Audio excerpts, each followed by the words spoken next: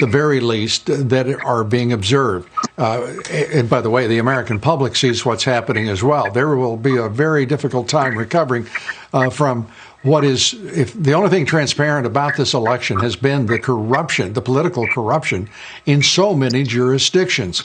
Do you believe the courts will, in point of fact, move to correct these irregularities and to deal with the corruption that is so blatant? Lou, I hope that we can get remedy from the federal court, but here's where we are. Every second, they're counting additional ballots with no observers in the city of Philadelphia. They're now telling us that they're going to finish counting in the city of Philadelphia by about 11 o'clock tonight, so right around the corner.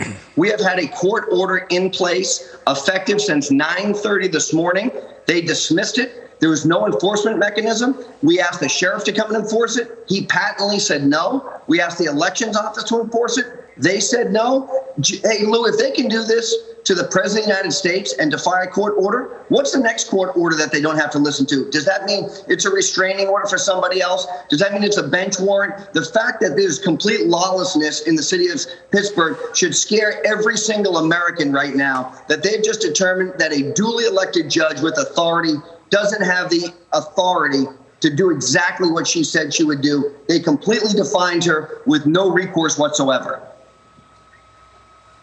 And as you well know, in not permitting observers into the counting areas and centers, particularly in Philadelphia, they're violating federal regulations of law and not permitting observers. And the Attorney General of the state of Pennsylvania has said that Joe Biden is going to win irrespective of the vote.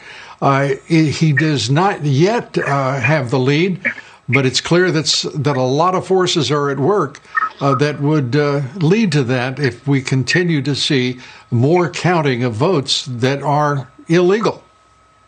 Lou, that's exactly right. Look, what we have said was count all the legal votes, not the votes that came in after Tuesday night at 8 o'clock. Count all the legal votes. That's all we've asked for. Give us the opportunity to have our election watchers there as these ballots are being counted. This should be open and honest transparency. Whether you voted for Donald Trump or Joe Biden, I called tonight on the Joe Biden campaign to join us and allowing us to get in there to watch what's going on. If you want transparency, why wouldn't you join us? Because I'll tell you what, Lou, they're doing everything possible to steal this election here. They know there's no recourse. This is a crooked system. In my 25 years of both politics and law enforcement, Lou, collectively, I have never seen a judge's order completely dismissed by duly sworn police officers, specifically the sheriff's office of this county, and election officers who are also sworn. I've never seen anything like it in my entire life.